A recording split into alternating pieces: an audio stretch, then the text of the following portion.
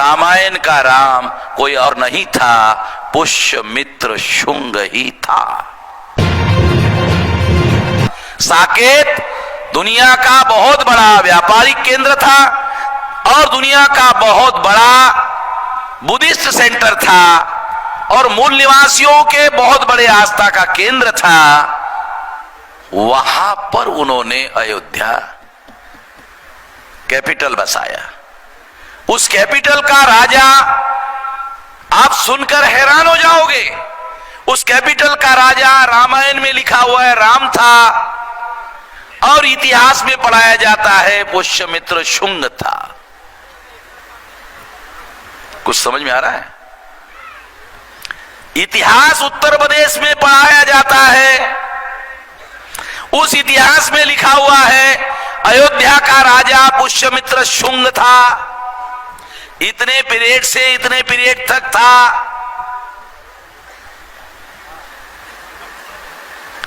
और रामायण में पढ़ा जाता है अयोध्या का राजा राम था। तो अयोध्या का राजा राम था, ये ऐसा कॉम्बिनेशन कैसे बना? तो महापंडित राहुल सांकृत्यायन, जो आजमगढ़ का केदारनाथ पांडे नाम का ब्राह्मण है, उसने ओल्गा से गंगा नाम का किताब लिखा।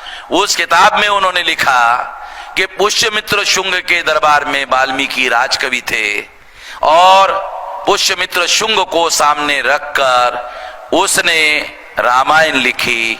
रामायण का राम कोई और नहीं था, पुष्यमित्र शुंग ही था। दो बातें बता रहा हूं आप लोगों को। एक, मैंने पहले बताया अयोध्या राम जन्मभूमि नहीं है, तो फिर राम कौन है? तो बता रहा हूं राम कौन है। राम कोई और नहीं है, पुष्यमित्र शुंग ही राम है। राम का कोई आर्कियोलॉजिकल एविडेंस आज तक उपलब्ध नहीं हुआ। पुष्यमित्र शुंग का मिल रहा है, आर्कियोलॉजिकल एविडेंस नहीं मिल रहा है। देखो, इसको और डबल एविडेंस से प्रूव करता हूं। एक नहीं, सिंगल एविडेंस नहीं, डबल एविडेंस।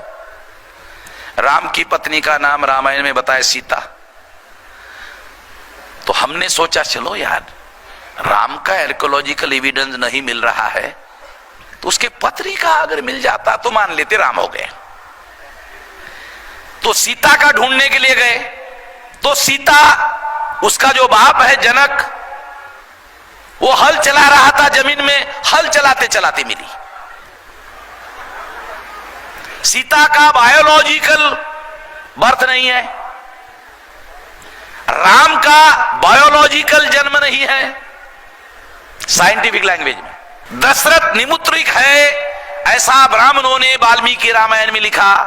अगर राम का कोई आर्कियोलॉजिकल एविडेंस नहीं मिला, तो ब्राह्मण लोग ये जानते थे कि भविष्य में ये सवाल उठेगा, क्योंकि हम तो काल्पनिक बता रहे। फिर सवाल पूछेंगे, अरे बुद्ध का मिल रहा है, उसके पहले हुआ। वाल्मीकि रामायण में 2 श्लोक बुद्ध के विरोध में गाली गलौज है। नोमानी साहब,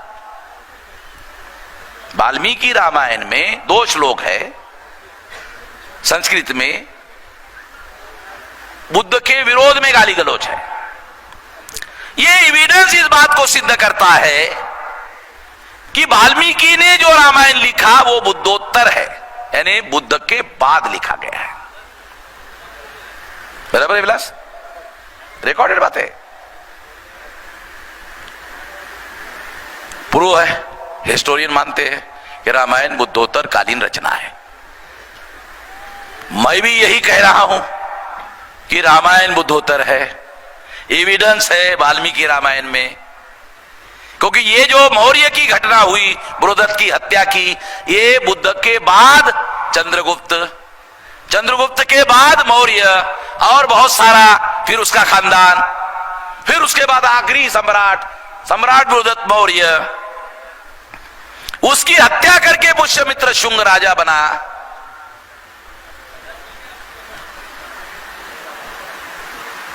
तो ये जो पुष्यमित्र शुंग है, उसके दरबार में वाल्मीकि राजकवि थे।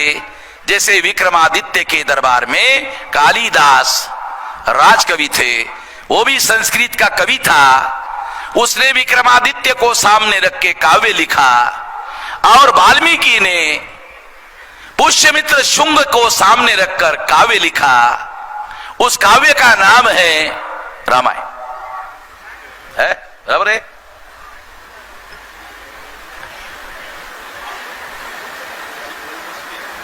और अगर ऐसा है तो इसका मतलब यह है कि रामायण का राम कोई और नहीं है, पुष्यमित्र शुंग ही है। तो जो रामायण के अंदर काल्पनिक राम है, जिसका आर्कियोलॉजिकल एविडेंस मिल नहीं रहा है, वो इसलिए नहीं मिल रहा है क्योंकि राम कोई और नहीं है, पुष्यमित्र शुंग ही है। ये पुष्यमित्र शुंग कौन है? ब्राह्मण है। और ध्यान रखो, पुष्यमित्र शुंग ब्राह्मण है। दशरथ कौन है? राम का पिताश्री दशरथ कौन है? क्षत्रिय है। पुष्यमित्र शुंग कौन है? ब्राह्मण है। कॉन्ट्रडिक्शन आ गया कि पुष्यमित्र शुंग ब्राह्मण है, दशरथ क्षत्रिय है, क्षत्रिय के घर में क्षत्रिय पैदा होता है। मगर राम जो है, चूंकि दशरथ निपुत्रिक है, दशरथ के घर में एक भी पुत्र नहीं है, निपुत्रिक है, तो श्रृंग नाम का ऋषि है, उसके द्वारा दशरथ के घर में पुत्र संतान पैदा की जाती है। ऐसा वाल्मीकि रामायण में लिखा हुआ है। हमने नहीं लिखा, वाल्मीकि ने लिखा, और वाल्मीकि ने रामायण में लिखा, मैं प्रचेता का 10वां पुत्र हूं और प्रचेता ब्रह्मा का पुत्र है। और ब्रह्मा का मतलब है, ये कह सकता है, वाल्मीकि के कहने का मतलब है, मैं लुंगे सुंगे ब्राह्मण के खानदान का आदमी नहीं हूं, डायरेक्ट ब्रह्मा के खानदान का हूं।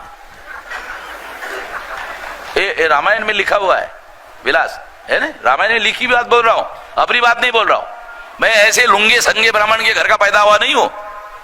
मेरा एक खानदान है, खानदान कौन सा? एकदम डायरेक्ट ब्रह्मा का, इधर उधर का नहीं, ऐरिया गैरिया खैरिया ब्राह्मण का नहीं हूं, डायरेक्ट प्रचेता के पुत्र का हूं। ब्राह्मण के घर में पैदा, ब्रह्मा के घर में पैदा हुआ हूं। और उसने ये कहानी लिखी, ऐसा दिया हुआ है उस वाल्मीकि ने। तो इसका क्या मतलब है? उसने लिखा, दशरथ के घर में कोई पुत्र नहीं है, दशरथ निपुत्रिक है। अश्रिंग नाम के ऋषि से दशरथ के घर में पुत्र संतान प्राप्त कराई गई। इसका मतलब है दशरथ क्षत्रिय है, मगर क्षत्रिय के घर में जो पुत्र पैदा हुआ वो ब्राह्मण जो ऋषि है, श्रृंग ऋषि से पैदा हुआ है। पाटिल साहब समझ लो, बहुत बारीक बात बता रहे, माइक्रो लेवल की बात है, बायोलॉजिकल साइंस के आधार पर बता रहा हूं। इसका मतलब है वाल्मीकि ने वाल्मीकि रामायण में लिखा कि राम का जो बायोलॉजिकल फादर है वो दशरथ नहीं है, बायोलॉजिकल फादर पुष्यमित्र शुंग का जो बायोलॉजिकल फादर है वो श्रृंग ऋषि है। शुंग श्रृंग, समझ लो, बहुत माइक्रो एनालिसिस है। श्रृंग श्रृंग। सब्सक्राइब करें समताबाद टीवी को, बेल आइकन को प्रेस करें, साथ ही ऑल वाले बटन को क्लिक करें ताकि हमारी नई वीडियो की सूचना आपको सबसे पहले मिले।